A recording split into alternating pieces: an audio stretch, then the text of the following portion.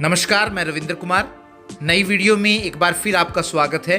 मेरे channel Ravindra sir lecture pol science को subscribe जरूर कीजिएगा। हरियाणा विद्यालय शिक्षा बोर्ड भिवानी की वार्षिक परीक्षा 2023 का राजनीतिक विज्ञान का जो पेपर आया है, 4 कोड में ये प्रश्न पत्र आया है। तो आज की इस वीडियो में हम इन चारों कोड में जो लघु प्रश्न उत्तर आए हैं, फिर चाहे वो एक एक अंक के थे या फिर दो दो अंक के हैं, उनको हल करेंगे। कोड 1 से स्टार्ट करते हैं, ए से स्टार्ट करते हैं। कुल जो टाइम था वो 3 घंटे का है और जो कुल मार्क्स हैं वो 80 नंबर का है। लिखा हुआ है कि जांच कर लें कि इस प्रश्न पत्र में मुद्रित पृष्ठ 8 है और 21 प्रश्न जो है इस प्रश्न पत्र में दिए गए हैं। तो अगर हम पहले बाकी बहुत सारी इंस्ट्रक्शन लिखी हैं वो बच्चों ने पढ़ ली होंगी। उत्तर पुस्तिका के बीच में खाली पन्ने न छोड़ें। उत्तर पुस्तिका के अतिरिक्त कोई अन्य शीट नहीं मिलेगी, इसलिए आवश्यकता अनुसार ही लिखें। जितना कहा गया लिखने के लिए उतना ही लिखें। इंग्लिश में भी इंस्ट्रक्शन दी गई हैं। तो वस्तुनिष्ठ प्रश्न ऑब्जेक्टिव टाइप क्वेश्चन से शुरू करते हैं। निम्नलिखित प्रश्नों के उत्तर एक शब्द या एक वाक्य में दीजिए। और प्रश्न नंबर 1 है, तो प्रश्न नंबर 1 के आगे पार्ट्स हैं, कई पार्ट्स बनाए गए हैं। उसमें प्रश्न नंबर 1 का पहला पार्ट है कि विश्व व्यापार संगठन कब अस्तित्व में आया। तो वो विश्व व्यापार जो संगठन है वो वास्तव में 1 जनवरी 1995 को अस्तित्व में आया था। दूसरा प्रश्न है रूस में साम्यवादी क्रांति कब हुई। तो रूस में साम्यवादी क्रांति 1917 में हुई। चिपको आंदोलन किस राज्य से संबंधित है। तो चिपको आंदोलन जो था वो वर्तमान उत्तराखंड राज्य से संबंधित है। इसी प्रकार चौथा प्रश्न है जर्मनी का एकीकरण किस वर्ष में हुआ। जर्मनी का एकीकरण किस वर्ष में हुआ।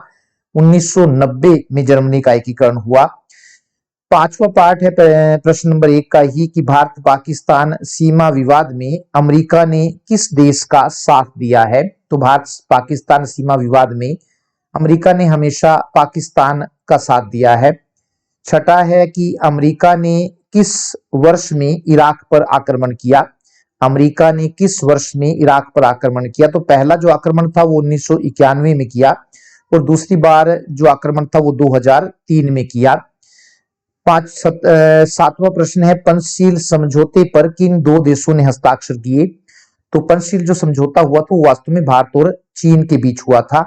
यूरोपीय संघ की स्थापना, अगला प्रश्न, प्रश्न नंबर 8, यूरोपीय संघ की स्थापना किस वर्ष में हुई। 1992 में यूरोपीय संघ की स्थापना हुई थी। और 10वां पार्ट है प्रश्न नंबर 1 का ही कि विश्व में मानवाधिकार दिवस कब मनाया जाता है। तो प्रतिवर्ष 10 दिसंबर को मानवाधिकार दिवस के रूप में मनाया जाता है। उसके बाद है ये कोड भी दे रखे अब की बार ताकि नकल को रोका जा सके। तो 10वां पार्ट है प्रश्न नंबर 1 का ही कि भारतीय संसद पर आतंकवादी हमला किस वर्ष में हुआ। 13 दिसंबर 2001 को भारतीय संसद पर आतंकवादी हमला हुआ था।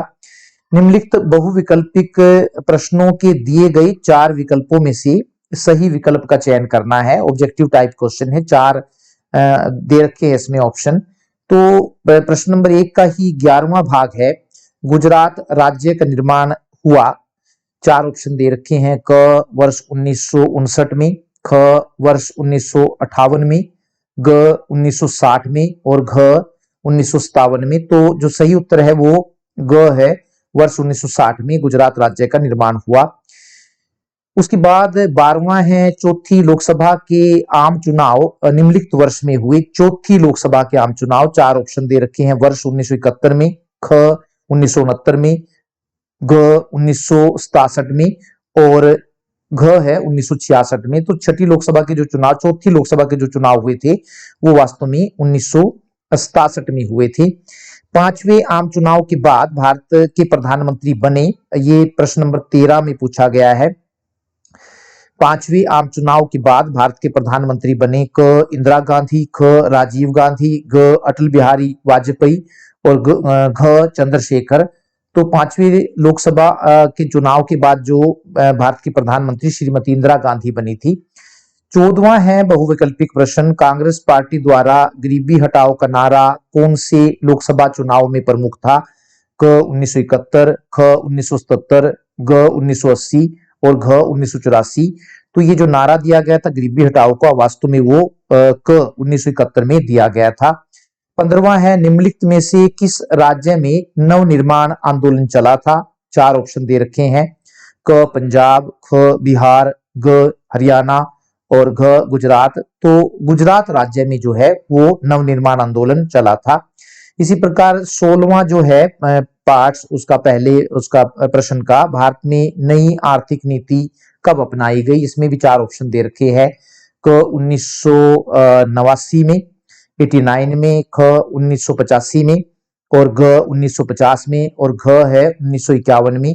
तो 1991 1991, तो इसका सही जवाब जो है वो घ है, 1991 में 1991 में नई आर्थिक नीति अपनाई गई। इसी कोड ए के जो 2-2 नंबर के प्रश्न हैं उनको भी हल किया गया है। और प्रश्न नंबर 2 है, क्योंकि 1 के 16 पार्ट है, किस अधिनियम के अंतर्गत भारत को स्वतंत्रता मिली? तो सही जवाब है भारतीय स्वतंत्रता अधिनियम 1947 पास किया गया था, जिसके अंतर्गत भारत को स्वतंत्रता मिली थी। प्रश्न नंबर 3 है, श्री लाल बहादुर शास्त्री ने पाकिस्तान के साथ कब और कौन सा समझौता किया था? तो पाकिस्तान के साथ लाल बहादुर शास्त्री ने ताशकंद समझौता किया था, जो 10 जनवरी 1966 को किया गया था। चौथा प्रश्न है, दल विरोधी अधिनियम कब पास किया गया? दल विरोधी या दल बदल विरोधी अधिनियम कब पास किया गया? तो ये 1985 1985 में पास किया गया था, 52वें 52 संवैधानिक संशोधन द्वारा। प्रश्न नंबर 5 पूछा गया है कि कृषक आंदोलन से आप क्या समझते हैं? किसानों द्वारा अपनी मांगों को मनवाने के लिए जो आंदोलन चलाए जाते हैं उन्हें किसान आंदोलन या फिर कृषक आंदोलन कहते हैं। छठा है, महिला सशक्तिकरण का अर्थ है, महिला सशक्तिकरण का अर्थ पूछा गया है, तो महिलाओं को पुरुषों के समान अधिकार देना ताकि वे भी अपने जीवन का विकास कर सके, इसी को ही महिला सशक्तिकरण कहते हैं।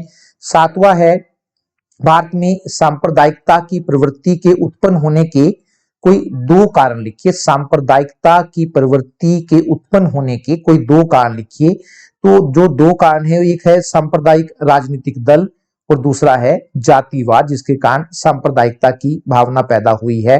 प्रश्न नंबर 8 है, सोवियत प्रणाली की कोई 2 विशेषताएं लिखिए। तो उसमें हम ये पहली कह सकते हैं कि एक दलीय शासन प्रणाली थी सोवियत संघ में, और दूसरा जो थी देश की अर्थव्यवस्था पर सरकार का नियंत्रण था। प्रश्न नंबर 9 जो है वो उसमें पूछा गया है कि चीन में खेती और उद्योगों का निजीकरण कब किया गया? 2 बातें, खेती का और उद्योगों का निजीकरण कब किया गया? तो 1982 में खेती का, 1982 में खेती का निजीकरण किया गया और 1998 1998 में उद्योगों का निजीकरण किया गया। प्रश्न नंबर 10 की अगर हम बात करें तो पूछा गया है कि संयुक्त राष्ट्र संघ के कोई 2 उद्देश्य लिखिए। तो 2 उद्देश्य हैं कि पहला हम कह सकते हैं कि आने वाली पीढ़ियों को भावी विश्व युद्ध से बचाना, दूसरा है अंतरराष्ट्रीय शांति को बढ़ावा देना, और तीसरा भी हो सकता है कि अंतरराष्ट्रीय झगड़ों को शांतिपूर्ण ढंग से सुलझाना। प्रश्न नंबर 11 है जो 2 नंबर में पूछा गया है, तो संयुक्त राष्ट्र संघ के मुख्य अंगों के नाम लिखिए। तो संयुक्त राष्ट्र संघ के 6 अंग हैं, एक पहला महासभा, दूसरा सुरक्षा परिषद, तीसरा सामाजिक और आर्थिक परिषद, चौथा न्यास परिषद, 5वां अंतरराष्ट्रीय न्यायालय और छठा है सचिवालय। तो टोटल ये जो है अगर हम देखें तो पहले पार्ट के 16 और दूसरे जो 10 प्रश्न हैं ये 2-2 नंबर के हैं। 36 अंक के जो प्रश्न आते हैं वो वास्तव में बड़ी आसान से आते हैं, और अगर विद्यार्थी 36 के अंकों को प्राप्त कर ले तो इससे वो बेहतर अंक प्राप्त कर सकता है। इसके बाद हमारे पास आता है कोड 2, कोड बी आता है राजनीतिक विज्ञान का। ए के थे तो कोड जो बी आया है उसमें जो पहला है उसमें भी इनके उत्तर जो है एक शब्द या एक वाक्य में। तो प्रश्न नंबर 1 का जो पहला भाग है उसमें पूछा गया है कि राष्ट्रीय जनतांत्रिक गठबंधन नेशनल डेमोक्रेटिक अलायंस एनडीए, राष्ट्रीय जनतांत्रिक गठबंधन का गठन कब हुआ? राष्ट्रीय जिसको एनडीए कहते हैं, तो इसका जो गठन था वो 1998 1998 में हुआ था।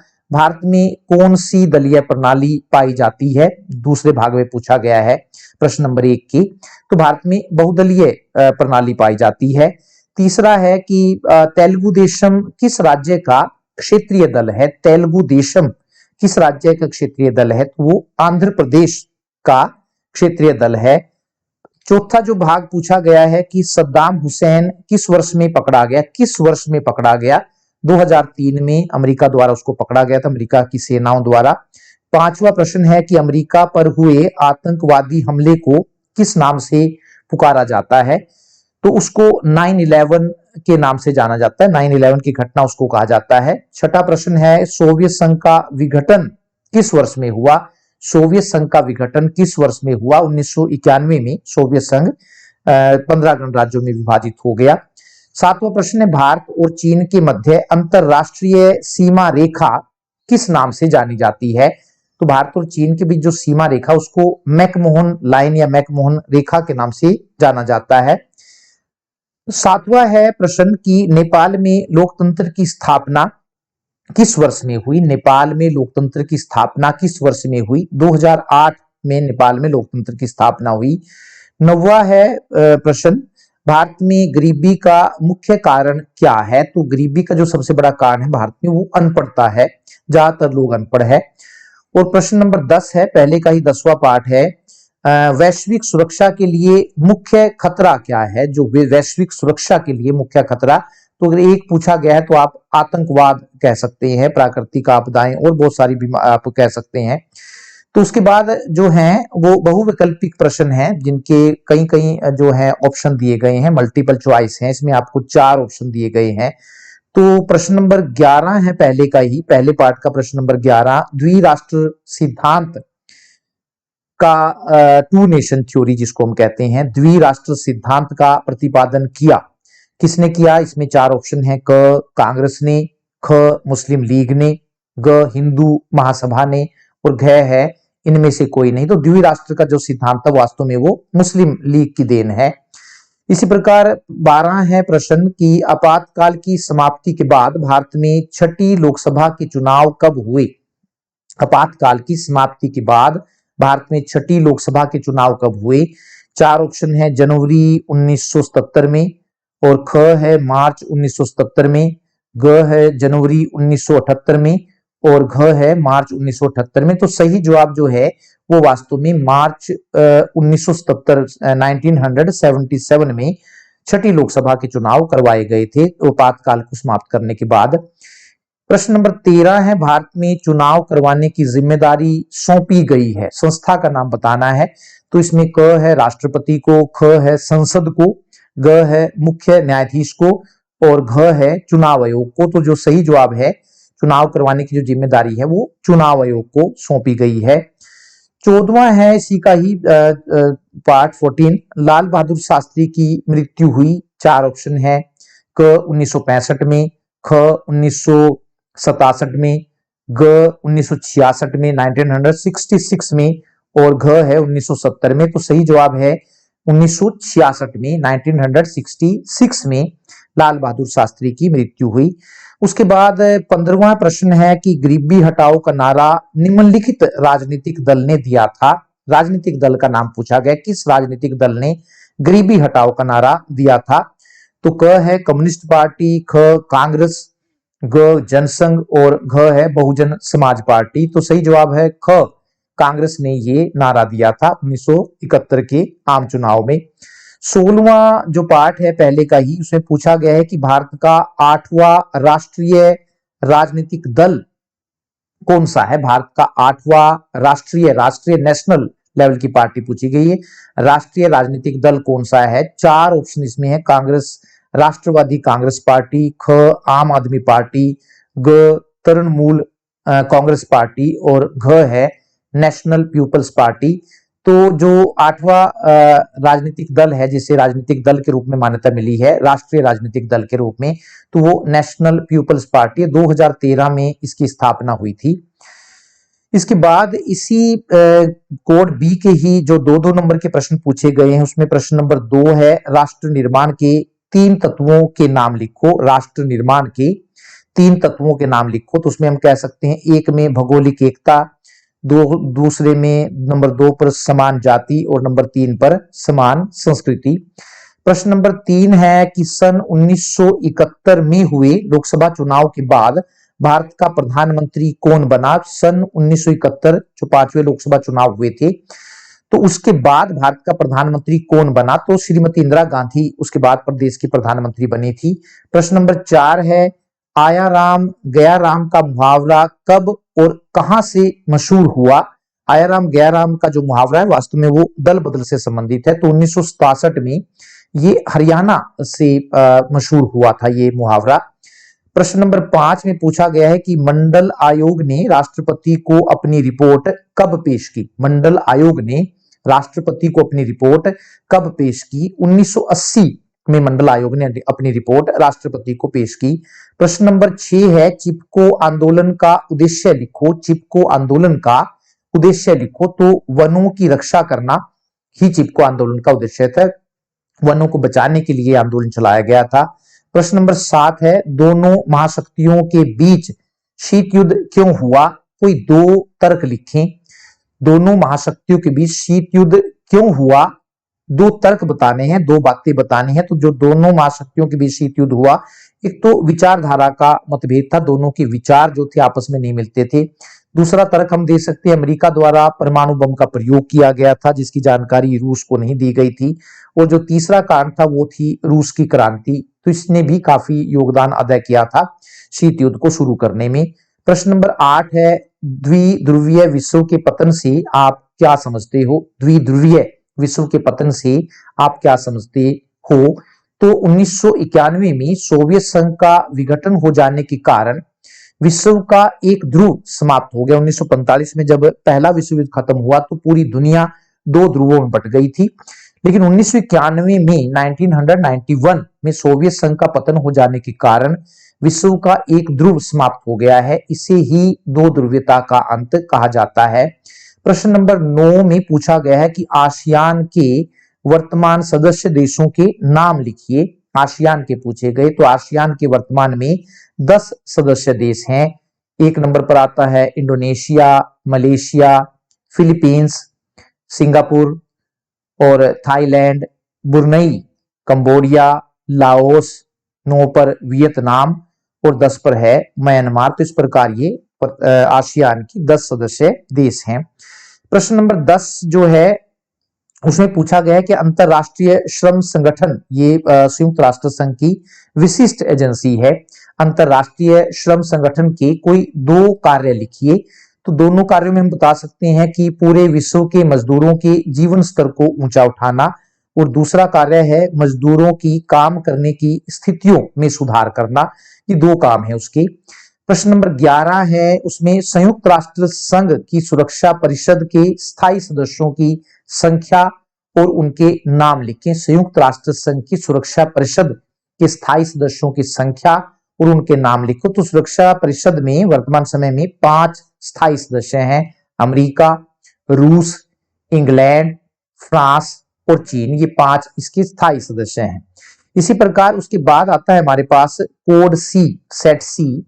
और सेट सी में जो पहला प्रश्न है वस्तुनिष्ठ प्रश्न है, इसमें भी पहला, और पहले प्रश्न के आगे पार्ट्स दे रखे हैं 16।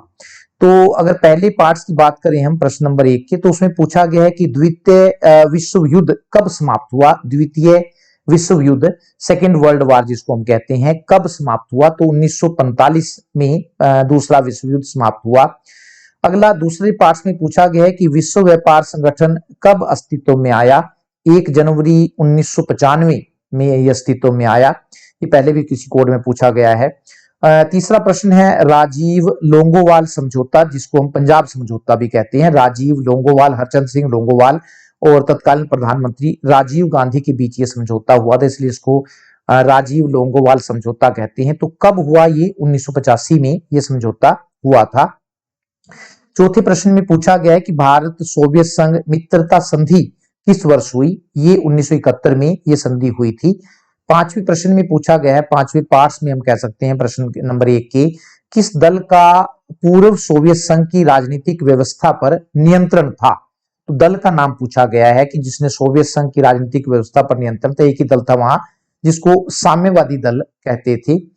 छठा प्रश्न में पूछा गया विश्व व्यापार केंद्र अब जो अमेरिका में है, वर्ल्ड ट्रेड सेंटर पर 2001 के आक्रमण के लिए उत्तरदायी कौन है? तो उसको अल कायदा को उत्तरदायी माना जाता है और अल कायदा के नेता ओसामा बिन लादेन को इसके लिए उत्तरदायी ठहराया जाता है, जिम्मेदार ठहराया जाता है। सातवें प्रश्न में पूछा गया है कि पाकिस्तान के प्रधानमंत्री श्री नवाज शरीफ कब भारत में आए? पाकिस्तान के प्रधानमंत्री नवाज शरीफ तो 2014 में, और ये जो था वो प्रधानमंत्री मोदी का जो शपथ ग्रहण समारोह था जब वो प्रधानमंत्री बने थे, तो जो भारत के पड़ोसी देश हैं उनके जो मुख्य थे शासनाध्यक्षों को बुलाया गया था, तो तब वो भारत में आए थे 2014 में। प्रश्न नंबर 8 में पूछा गया है कि पाकिस्तान की स्थापना का मुख्य कारण क्या था? पाकिस्तान तो सांप्रदायिकता के आधार पर, धर्म के आधार पर पाकिस्तान का निर्माण किया गया था। प्रश्न नंबर 9 है, अगर हम बात करें कि भारत द्वारा अपना पहला परमाणु परीक्षण किस वर्ष में किया गया? पहला परमाणु परीक्षण पूछा गया, तो पहला परमाणु परीक्षण भारत ने 1974 में 1974 में किया था। प्रश्न नंबर 10 है, विश्व में कौन सा देश अपनी सुरक्षा पर सबसे अधिक धन खर्च करता है? तो इसमें कोई शक नहीं है, सबसे ज्यादा जो धन खर्च करता है वर्तमान समय में अपनी सेना पर वो अमेरिका है। आगे बहुविकल्पिक प्रश्न है, मल्टीपल चॉइस क्वेश्चन है जिसमें 4-4 प्रश्न दे रखी हैं। प्रश्न नंबर 11 है, स्वतंत्र भारत में पहला आम चुनाव कब हुआ? पूछा गया है, तो 4 ऑप्शन है, 1952 में, 1957 में, 1948 में और 1950 में। तो सही जवाब जो है वो वास्तव में क है, 1952 में स्वतंत्र भारत का पहला आम चुनाव करवाया गया था। प्रश्न नंबर 12 में पूछा गया भारत के प्रथम प्रधानमंत्री पंडित जवाहरलाल नेहरू की मृत्यु हुई। इसमें भी 4 ऑप्शन है, मई 1964 में और मई 1967 में, मई 1962 में और मई 1965 में। तो वास्तव में वो प्रधानमंत्री जवाहरलाल नेहरू की जो मृत्यु हुई थी वो 27 मई 1964 में हुई थी। प्रश्न नंबर 13 के है, तो भारत में आपातकाल की घोषणा किस प्रधानमंत्री के समय में हुई थी? तो इसमें भी 4 ऑप्शन है, चौधरी चरण सिंह, श्री राजीव गांधी, श्रीमती इंदिरा गांधी और श्री मोरारजी देसाई। तो आपातकाल की घोषणा जो थी वो वास्तव में ग आएगा इसका ऑप्शन, श्रीमती इंदिरा गांधी द्वारा की गई थी। प्रश्न नंबर 14 है, भारत में संपूर्ण क्रांति का आह्वान निम्नलिखित में से किस नेता ने किया था? 4 ऑप्शन है, श्री मोरारजी देसाई, चौधरी चरण सिंह, चारू मजूमदार और श्री जयप्रकाश नारायण। तो संपूर्ण क्रांति का जो नारा था वास्तव में श्री जयप्रकाश नारायण जी ने दिया था। तो सही जवाब जो है वो घ है। 15वां प्रश्न है, पहले प्रश्न का ही 15वां भाग है, जनता पार्टी की सरकार द्वारा आपातकाल की ज्यादतियों की जांच हेतु शाह आयोग की नियुक्ति कब की गई थी? तो शाह आयोग की जो नियुक्ति थी उसके लिए 4 ऑप्शन दे रखे हैं, मई 1976 में और उसके बाद मई 1977 में 1977 में और मार्च 1978 में और जून 1979 1979 में। तो सही जवाब जो है वो ख है, मई 1977 में शाह आयोग की नियुक्ति की गई थी। इसके बाद प्रश्न नंबर 16 है, पार्ट 16 है, संयुक्त प्रगतिशील गठबंधन जिसको हम यूपीए हम कहते हैं, यूनाइटेड प्रोग्रेस अलायंस का गठन कब हुआ था? संयुक्त प्रगतिशील गठबंधन का जो गठन था वो वास्तव में सन 1998 में और ख पूछा गया, ख में बताया गया सन 1999 में और ग है 2004 में और सन 2009 में। तो सही जवाब है ग, 2004 में यूपीए का गठन किया गया था। सी के ही कोड सी के या सेट सी के जो दो नंबर के प्रश्न है, उसमें दूसरा प्रश्न है, चुनाव से आप क्या समझते हैं? तो चुनाव से अभिप्राय उस प्रक्रिया से है जिसके द्वारा मतदाता एक निश्चित अवधि के लिए अपने प्रतिनिधियों को चुनता है। ऐसी प्रक्रिया से है या उस प्रक्रिया से है जिसके द्वारा मतदाता एक निश्चित अवधि के लिए अपने प्रतिनिधियों को चुनता है। प्रश्न नंबर 3 में पूछा गया है कि वचनबद्ध न्यायपालिका से क्या अभिप्राय है? तो वचनबद्ध न्यायपालिका से अभिप्राय ऐसी न्यायपालिका से है जो किसी एक दल के प्रति वफादार होती है। ऐसी न्यायपालिका निष्पक्ष होकर मुकदमों का फैसला नहीं करती है, बल्कि सत्तारूढ़ दल के कहने पर मुकदमों का फैसला करती है। प्रश्न नंबर 4 में पूछा गया है कि प्रेस सेंसरशिप किसे कहते हैं। प्रेस सेंसरशिप किसे कहते हैं? तो जब समाचार पत्रों को कोई भी समाचार छापने से पहले सरकार की अनुमति लेनी पड़ती है, सरकार की अनुमति लेनी पड़ती है, तो इसी प्रेस सेंसरशिप कहते हैं। प्रश्न नंबर 5 है, पर्यावरण संरक्षण से संबंधित किन्हीं 2 आंदोलनों के नाम लिखो जो पर्यावरण को बचाने के लिए चलाए गए थे। तो उसमें एक आंदोलन आता है चिपको आंदोलन, और नंबर 2 पर हम नर्मदा बचाओ आंदोलन भी जो था वो वास्तव में पर्यावरण संरक्षण से संबंधित था।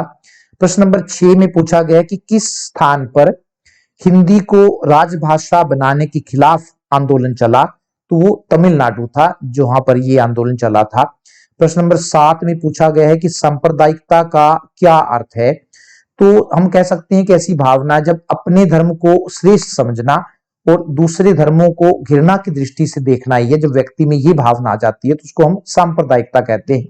अपने धर्म को श्रेष्ठ समझना और दूसरे धर्मों को घृणा की दृष्टि से देखना।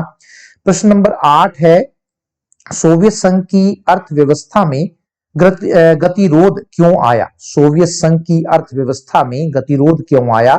कोई 2 कारण लिखिए। तो इसमें हम लिख सकते हैं कि अस्त्र शस्त्र बनाने पर बहुत ज्यादा पैसा खर्च किया गया सोवियत संघ द्वारा, इसलिए उसकी अर्थव्यवस्था अस्त व्यस्त हो गई या खत्म हो गई। और दूसरा था मिखाइल गोर्बाचेव की ग्लासनोस्त और पेरेस्ट्रोइका की जो नीतियां अपनाई गई उनके कारण भी सोवियत संघ का पतन हुआ। प्रश्न नंबर 9 जो है उसमें पूछा गया है कि चीन की अर्थव्यवस्था में पाई जाने वाली कोई 2 कमियां बताइए। चीन की अर्थव्यवस्था में क्या क्या कमियां हैं? तो उसमें पहले है कि चीन में रोजगार और काम करने के हालात उतने ही खराब हैं जितने 18वीं और 19वीं सदी में यूरोप में होते थे। और दूसरा है कि चीन में अमीर और गरीब का अंतर बड़ा है, तो जो बढ़ता जा रहा है वहां पर अमीर और अमीर होते जा रहे हैं और गरीब गरीब होते जा रहे हैं। प्रश्न नंबर 10 है, हमें अंतरराष्ट्रीय संगठन की आवश्यकता क्यों पड़ती है? कोई 2 कारण बताइए। तो इसमें हम दे सकते हैं कि विश्व शांति एवं सुरक्षा की स्थापना के लिए भी अंतरराष्ट्रीय संगठन होना चाहिए कोई ना कोई, और अंतरराष्ट्रीय सहयोग को बढ़ावा देने के लिए भी अंतरराष्ट्रीय संगठन की आवश्यकता पड़ती है। प्रश्न नंबर 11 में पूछा गया मानव सुरक्षा किसे कहते हैं। तो मानव सुरक्षा हम कैसे, मानव सुरक्षा का अर्थ व्यक्ति को सभी प्रकार के अभावों और भय से मुक्ति दिलाना है। इसके बाद सेट डी है, कोड डी के जो प्रश्न है कौन कौन से पूछे गए हैं। उसमें अगर हम पहले प्रश्न से बात करें तो पहले प्रश्न के इसमें भी जो प्रश्न नंबर 1 है उसके 16 पार्ट्स हैं। और पहले पार्ट्स में पूछा गया है कि अभी तक गुट निरपेक्षता के या गुट निरपेक्ष आंदोलन गुट निरपेक्षता के कितने शिखर सम्मेलन हो चुके हैं। तो अभी तक 18 शिखर सम्मेलन जो हैं वो गुट निरपेक्ष आंदोलन के हो चुके हैं। प्रश्न नंबर 2 में पूछा गया है कि भारतीय राष्ट्रीय कांग्रेस की स्थापना कब हुई थी। तो 1885 में भारतीय राष्ट्रीय कांग्रेस की स्थापना हुई थी। तीसरा पार्ट में पूछा गया धारा 370 को कब समाप्त किया गया। धारा 370 जो है वो कश्मीर से संबंधित है, तो इसको जो है 5 अगस्त 2019 को समाप्त कर दिया गया धारा 370 को जम्मू और कश्मीर में से। प्रश्न नंबर 4 जो है पार्ट्स उसका है कि भारत पाकिस्तान के बीच कश्मीर विवाद पर अमेरिका ने किसका साथ दिया है। ये घुमा के पूछा गया है, पहला किसने साथ दिया है। तो भारत पाकिस्तान के बीच कश्मीर विवाद पर अमेरिका ने किसका साथ दिया है, तो उसने हमेशा पाकिस्तान का पक्ष लिया है। प्रश्न नंबर 5 है कि 1881 में विश्व का प्रथम बिजनेस स्कूल कहाँ खुला था। तो पेंसिल्वेनिया विश्वविद्यालय, पेंसिल्वेनिया यूनिवर्सिटी अमेरिका में है ये, वहां पर सबसे पहले विश्व का पहला बिजनेस स्कूल खुला था पेंसिल्वेनिया विश्वविद्यालय में। छठा है कि अमेरिका के प्रथम अश्वेत राष्ट्रपति कौन थे। अमेरिका के प्रथम अश्वेत राष्ट्रपति बराक ओबामा जो थे अमेरिका के प्रथम अश्वेत राष्ट्रपति थे। 7वां है सार्क का सचिवालय कहाँ स्थित है। काठमांडू वो जगह है जहां पर सार्क का सचिवालय स्थित है। 8वां है पाकिस्तान की स्थापना किस वर्ष में हुई। पाकिस्तान की स्थापना बिल्कुल सिंपल सा 1947 में भारत का 2 टुकड़ों में विभाजन हो गया, एक भारत बन गया और एक पाकिस्तान बन गया। प्रश्न नंबर 9 है, संयुक्त राष्ट्र संघ की स्थापना का मुख्य उद्देश्य क्या है? तो संयुक्त राष्ट्र अंतरराष्ट्रीय शांति को बढ़ावा देना या आने वाली पीढ़ियों को भावी विश्व युद्ध से बचाना, तो कुछ भी आप लिख सकते हैं, 4-5 उद्देश्य हैं। अंतरराष्ट्रीय शांति को बढ़ावा देना। प्रश्न नंबर 10 में पहले प्रश्न के ही 10वें पार्ट में पूछा गया है, यूएनओ यूनाइटेड नेशन ऑर्गेनाइजेशन या संयुक्त राष्ट्र संघ की सुरक्षा परिषद के स्थायी सदस्यों की कुल संख्या कितनी है? बहुत आसान सा है, सुरक्षा परिषद के स्थायी सदस्यों की संख्या पूछी गई है तो 5 है वर्तमान समय में सुरक्षा परिषद में स्थायी सदस्य। उसके बाद बहुवैकल्पिक प्रश्न हैं जिनके मल्टीपल चॉइस है, 4 ऑप्शन उसमें आपको दिए गए हैं। तो प्रश्न नंबर 11 है पहले का ही, पार्ट 11 हम कह सकते हैं, भारत में कम्युनिस्ट पार्टी की स्थापना निम्नलिखित वर्ष में हुई। कम्युनिस्ट पार्टी की क है 1952 में, ख है 1924 में, ग है 1964 में और घ है 1934 में। तो सही जवाब है ख 1924 में भारतीय कम्युनिस्ट पार्टी सीपीआई जिसको हम कहते हैं, कम्युनिस्ट पार्टी ऑफ इंडिया की स्थापना हुई थी।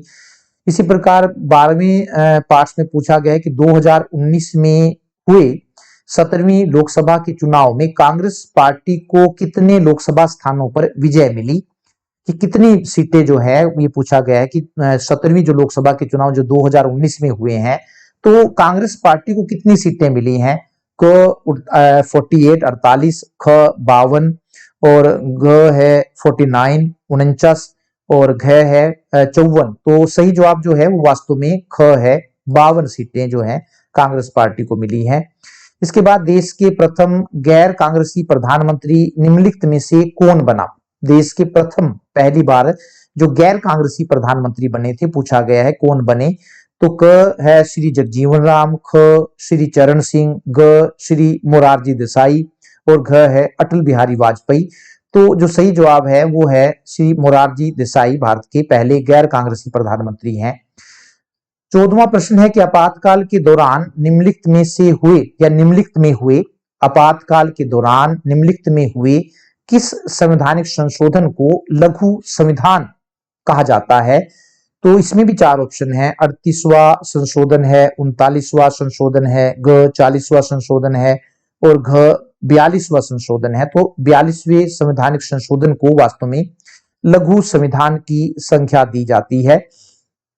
इसके बाद 15वां प्रश्न है, आया राम गया राम का मुहावरा किसी न किसी तरह से उल्टा करके ये प्रश्न पूछा गया है। आया राम गया राम का मुहावरा निम्नलिखित से संबंधित है।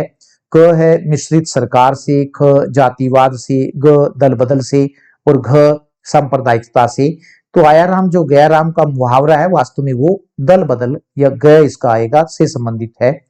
और प्रश्न नंबर 16 है पहले का या पहले का 16वां पार्ट है, मंडल आयोग की सिफारिशों को किस वर्ष में लागू किया गया था? मंडल आयोग की सिफारिशों को किस वर्ष में लागू किया गया था? 4 ऑप्शन इसमें दे रखे हैं, क 1971 में, ख 1977 में, ग 1989 89 में और घ है 1991 में। तो वास्तव में इसका सही जवाब है जो आपकी पाठ्य पुस्तक है राजनीतिक विज्ञान की, वो उसमें 1990 दिया गया है। 1990 में राष्ट्रीय मोर्चा की सरकार ने मंडल आयोग की सिफारिशों को लागू किया था।